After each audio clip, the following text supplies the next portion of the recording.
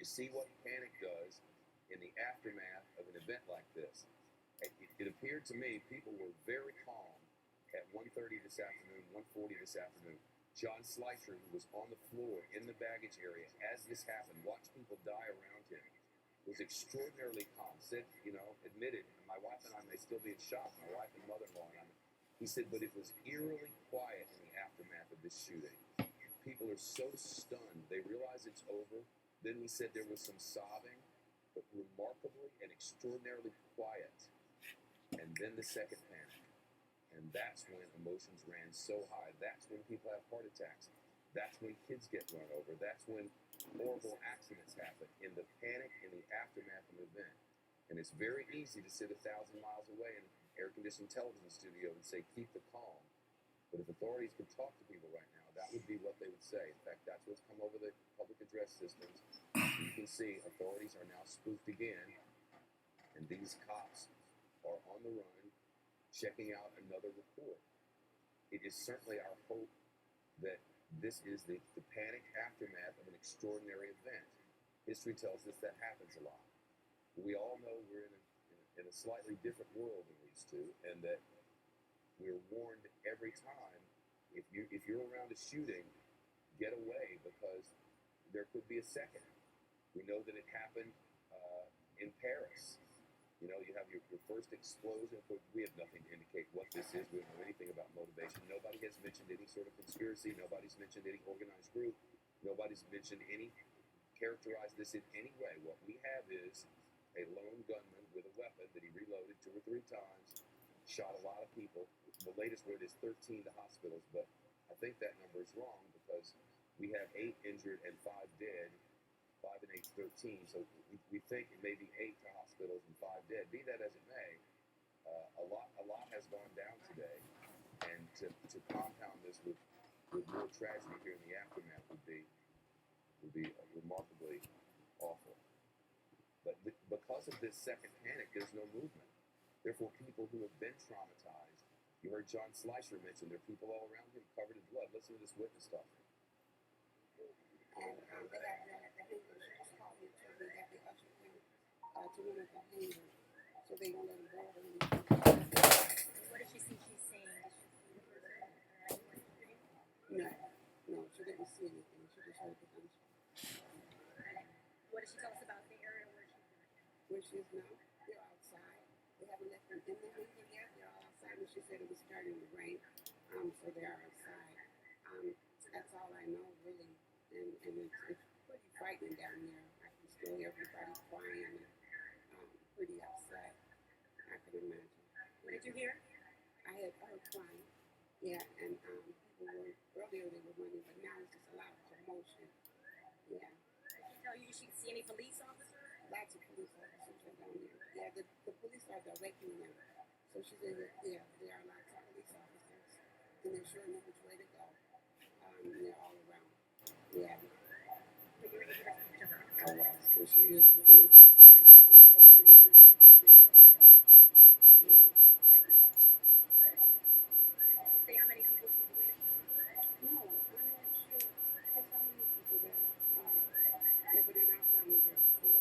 There are 4 of us that are down there. And then there's like 6 of us up here now. And you were just coming to the airport traveling to? Yeah, back home to Detroit and came with our friends. Yeah, and we're just leaving. We've been here, went to the cruise and just got back today. And we're going back. Yeah. Yes. Some remarkable pictures coming to us from 7 Skyforce. That's the name of the chopper in our local station down there. You saw all the access roads around the water and then leading off by the train tracks. People just walking with their bags. That scene reminded me of Blackout Day in New York. In the airport, you couldn't move. There was no way in and out of the terminals. Just as these people are experiencing, there's no cabs, there's no movement. So what do? You don't want to be there where you've just seen something unthinkable. You want to get away from there, and so they walk. And people walking away from Fort Lauderdale Hollywood International Airport, largely industrial area. There's a port, the port where the cruise ships go out from Broward is near, and these are live pictures outside the airport.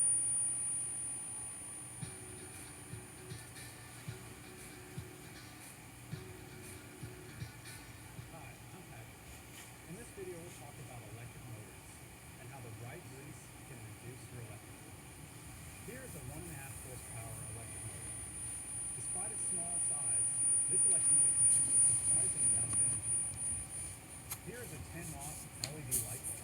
When this motor is running at full load, it consumes over 100 times more energy than this light bulb. Many large facilities have hundreds or thousands of motors, and most of them are larger than this one. Successful operation of electric motors requires the right grease and the right greasing depth. Common greasing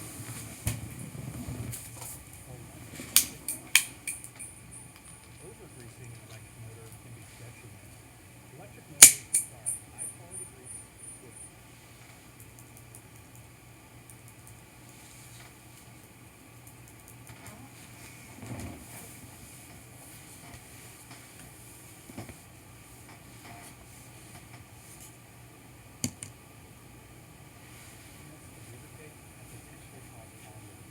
most electric motors require high-quality greases with a polyurea or lithium complex thickening and a base oil viscosity of 100 cents. This is the right viscosity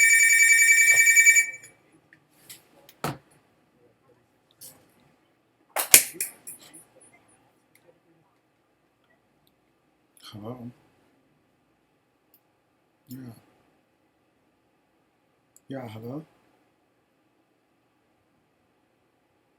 Mm-hmm.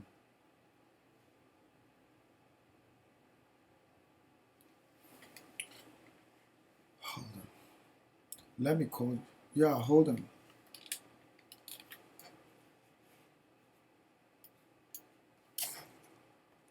Hello. Yeah. Let me call you quickly. Hold on. Let me call you back. This thing is picking up.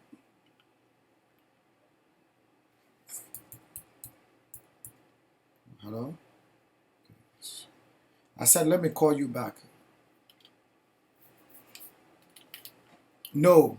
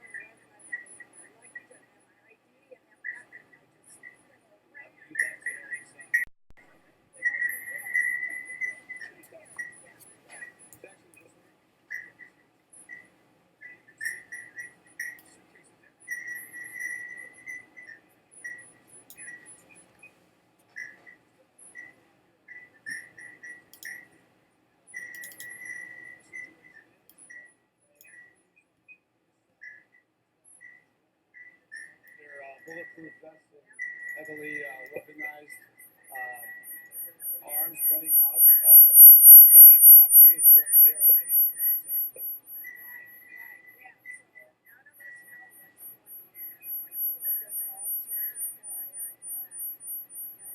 no-nonsense mood.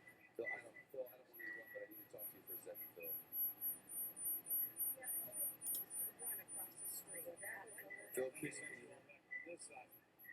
Phil Keating, can you hear me? I think we've lost communication with Phil, but I've just gotten a media notice, Phil, from Broward Sheriffs. They're going to have a news conference now on the upper level between.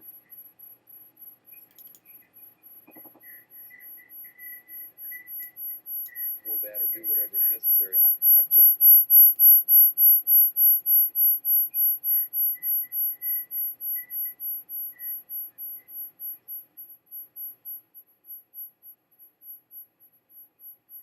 series of shootings happened at 1 o'clock Eastern Time. About that you described and being walked, I'm sure, to some of those secure locations. As far as the police activity at this point, Steve, we've been told by the Broward Sheriff's Department that there were unconfirmed reports of possible additional shots fired. They haven't weighed in. We're expecting a briefing in a moment. When we get that briefing, we should let everyone know. We will obviously carry that live. In the meantime, Steve, what have you been able to witness as far as ongoing police activity there? I can tell you where I am standing, the police are off in the distance. This area is kind of being taken care for by airline personnel, PSA. We have some of the airline employees out there actually passing out that water to people just sitting there waiting. So we haven't really had an interaction with law enforcement here on the ground in this particular part of the airport where we're standing. All right. That's Steve Camp. You're listening to a reporter with our ABC station KTRK in Houston, speaking of his hometown airport there in Fort Lauderdale, where he landed only to learn of the situation and he described, which is a common part of the culture now of flying, that when you land, Chief Brown, you turn back on your phone when they tell you you can. And he said almost immediately the phones were lighting up with certainly loved ones, which everyone landing on that flight today.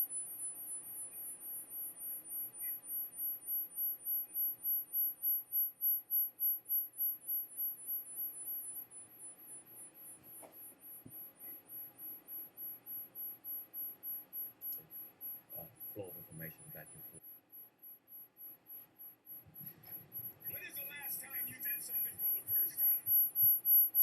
God, I knew what to expect, and then I got here, and it's not like nothing else. It's a journey, man. It's a lifestyle. To see that everyone's doing the same, it just makes you want to complete it even more.